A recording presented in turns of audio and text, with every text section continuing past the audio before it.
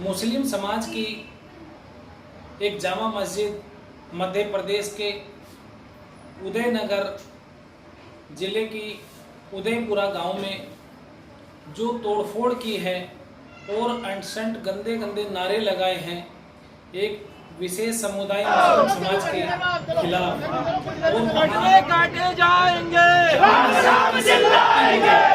नुकसान पहुंचाया है, घटना है और लगता है कि आहत करने में ऐसे शरारती तत्वों का बहुत जबरदस्त गहरा संबंध है।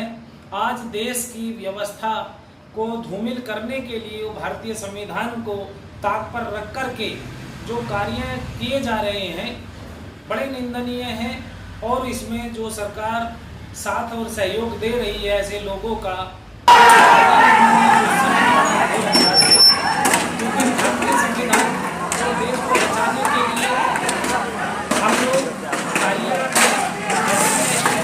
माइनॉरिटी के ऊपर जो अत्याचार हो रहे हैं उनके लिए हम लोग प्रयासरत हैं। और क्योंकि डीएनए के सभी यहाँ पर भाई हैं, मूल निवासी हैं, लेकिन कुछ आतंकवादी गिरोह ने जो देश के गद्दार और दुश्मन हैं उन लोगों ने आतंक मचाया हुआ है। ऐसे आतंकी लोगों से हम लोगों को बच करके रहना होगा और उन्हें सबक सिखाना होगा।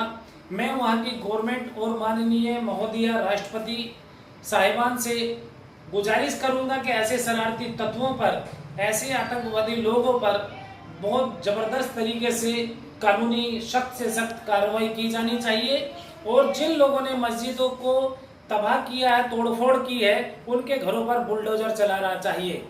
आज संविधान को ताक पर रख करके कुछ आतंकवादी लोग, शरारती तत्व, असामाजिक तत्व के प्रवृत्ति के लोग देश की संप्रभुता और अखंडता को नुकसान देना चाहते हैं और भारतीय संविधान को ताक पर रख करके जो काम कर रहे हैं, मैं उन लोगों को कह देना चाहता हूं कि वो सबक सीख लें, संविधान को बचाना सीख लें, संविधान के दायरे में रहना सीख लें, वरना हमारा देश की हालत वो दिन दूर नहीं है जो आपसी गृह कलेश होने में कोई शंका रह गई हो। आज श्रीलंका में जो हालत देख रहे हैं या और कई विदेशों में घटनाएं हो रही हैं, उनको भी हमें ध्यान में देखना चाहिए।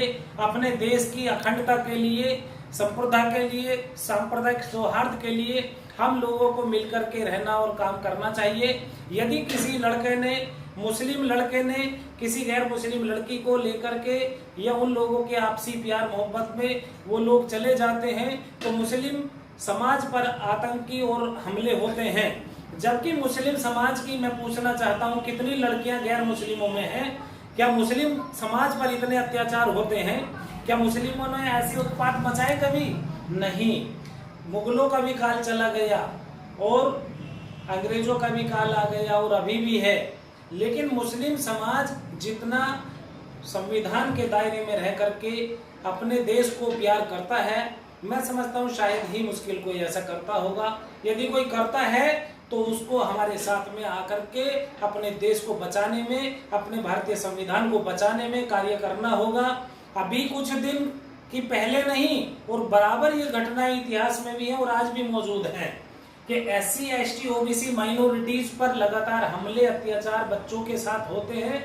अभी कुछ दिन पहले की घटना है जिसमें अमृत महोत्सव देश मनाया जा रहा था, उसमें सवर्ण कास्ट के एक अध्यापक ने, छैल सिंह ने, एक छोटे से बच्चे को बहुत जबरदस्त तरीके से घड़े में पानी लेने के ऊपर मार दिया, किसी को घोड़ी चढ़ने के ऊपर मार दिया जाता है, किसी को मूंछ रखने के ऊपर मार दिया जाता है। तो आज SC, ST, OBC माइनॉरिटीज के लोग क्यों नहीं समझ रहे हैं कि मुस्लिम जो है यही कन्वर्टेड और दीन का और दुनिया का और DNA से भाई है, खून का भाई है और यही का मूल निवासी है। और यदि ये आपस में नहीं समझेंगे तो देश को बर्बाद करने के लिए जो ये घटनाएं की जा रही हैं उसमें आप लोगों का सराहनीय कदम होगा।